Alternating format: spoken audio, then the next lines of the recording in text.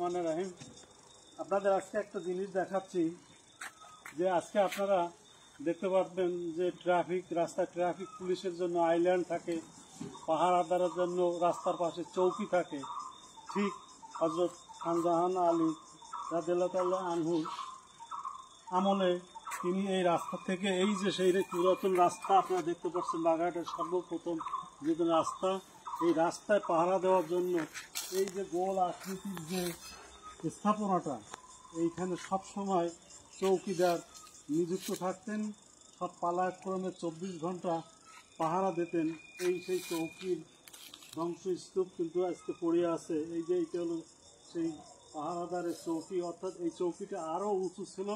এই চৌকির উপর দাঁড়াইয়া চৌকিদার, অর্থাৎ তখন পাহারাদার পর্যবেক্ষণ করতেন যে এই রাস্তা থেকে তারা আসে যায়।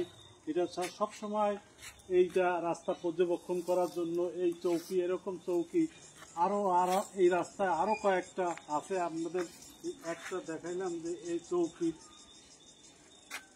এই বহু পুরাতন আমলের সেই চৌকির ধ্বংসস্তূপটা আজকে দেখালাম। এই পাহারাদারের চৌকি কিন্তু এখনও অনেক রাস্তায় কিন্তু আমরা এখন দেখতে পাই আধুনিক যুগে, কিন্তু এটা কয়েকশো বছর আগের থেকে রাস্তা পাহারা দেওয়ার জন্য এই চৌকিগুলো নির্মাণ করছিলেন তিনি। এটা আজকে আপনাদের দেখালাম। সকলকে ধন্যবাদ। আসসালামু আলাইকুম।